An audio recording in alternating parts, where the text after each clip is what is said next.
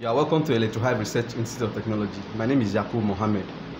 I'll be doing a video on my new STM32 board. This board is actually an XPWM sine wave generator.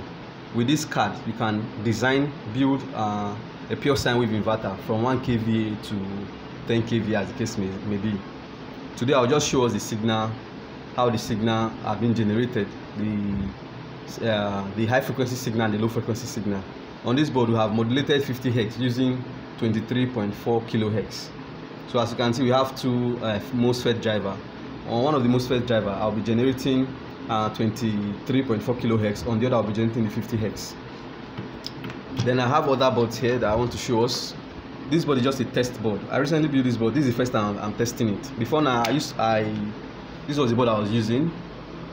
For this video I decided to build this board to enable me, or probably enable me test efficiently. So if you look at the board, we have some variable resistors here. This resistor is actually meant to control some parameters. The BAT, this is used to control the V battery. This is the V mains. This is V inverter. This is VIAC, which is the load current of my inverter device.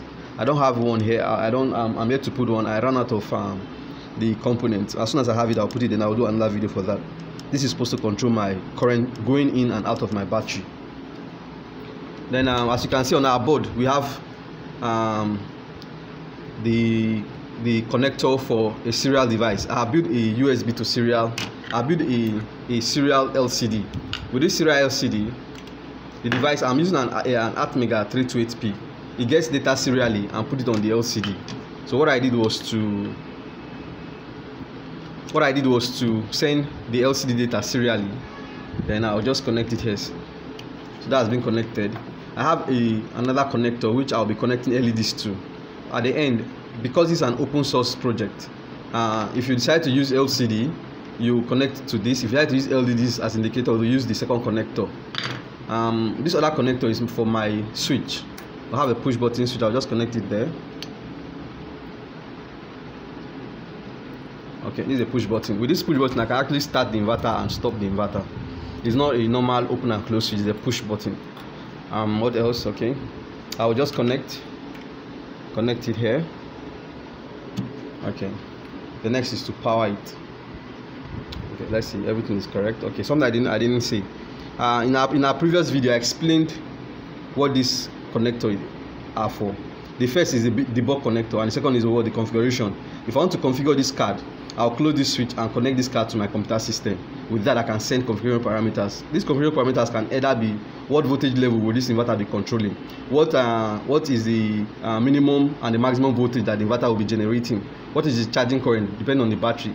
All of these parameters can be sent to the MCU via my computer system. If I want to do that, I will need to set the configuration switch. Why the debug switch? For testing purposes, you need to close the debug switch because the card has been designed for closed loop feedbacks. It has a feedback voltage. It has for battery. It has a feedback voltage for mains, inverter, IIC, and IDC. If these parameters are not available, the device will not start. So, like I said, I'm putting them here to manually provide these parameters.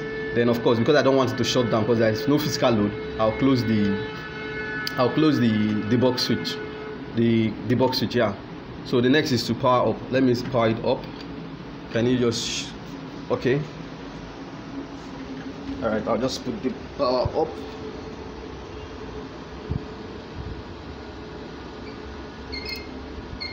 Okay.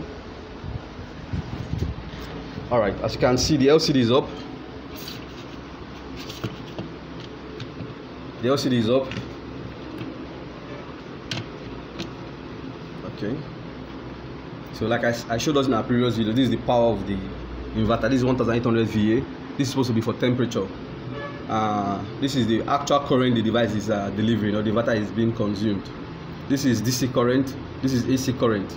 This is saying that it's on inverter mode, but it's standby, SDPI standby. This is the inverter voltage. This is we're supposed to have the battery voltage here. So let's shut the inverter down. It came up accidentally. Okay, it's now in run mode. That's on mode. If I switch it off again, by closing this switch. It's now in off mode. Of course, it's off mode, but we are seeing voltage. That's because there's a voltage sent there via this terminal. Let me just kill that voltage off. Okay, it's gone.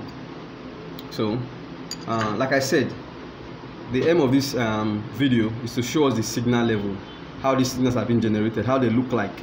I'm going to put on my oscilloscope. Okay, now connect. So we want to see how these signals look like. For the first two connectors, we have the low and high. The second connector is the low and high. The first low and high is for the high frequency signal, and the second low and high is for the low frequency signal. Like I said, the low frequency is 50 Hz, which we intend to generate, and the high frequency is the modulating frequency, which we are using to modulate the 50 Hz. So let's connect and see what signal we will get.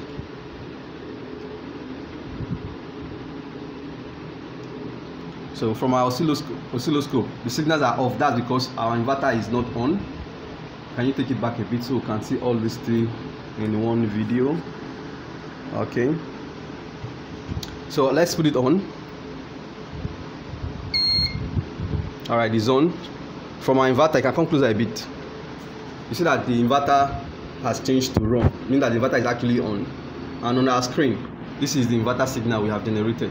This is the sinusoidal PWM signal. This is how it looks like. Let's take the next signal, which is our 50 Hz. These are 50 Hz signal. As you can see, you see the dead time. They're actually very small. It's difficult to see on our camera because our camera is not too sharp.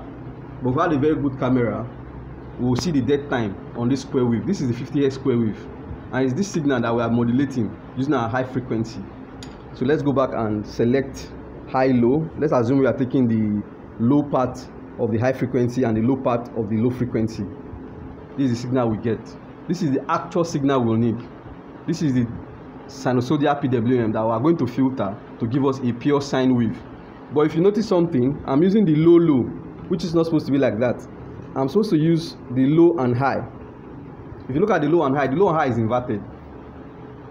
This is not the actual signal we'll get at the end of the day, but this is the signal we'll be sending to our H bridge. Our H bridge driver will invert it so that it will look like the actual signal we want. Once the H bridge driver inverts it, what we'll get is to look like the low or the high. So this is the high or the low. Like this is low, and the signal looks like this. If I take the high, I'll still get the same signal. So it's that way I get the same signal. Like I said, this is the signal I'll get at the end of the day before I filter it to the load. But because of the inversion, I would get the inverted signal. I'll send the inverted signal, and this is the inverted signal on low high. This is the inverted signal. It is this inverted signal that the MOSFET H bridge will invert. Once it invert and I rectify, I get a pure AC signal. So let's use a small RC filter, and let's see how the signal will now look like. So I'll try with the low.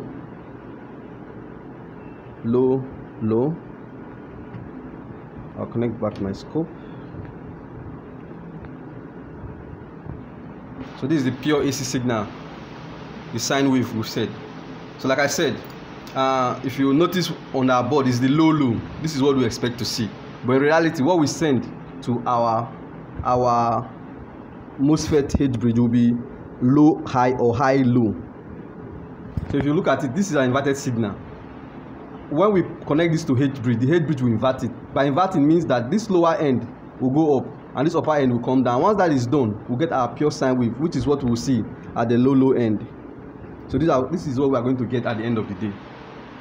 So like I said, the board generates a pure sine wave that can be used for inverter designs.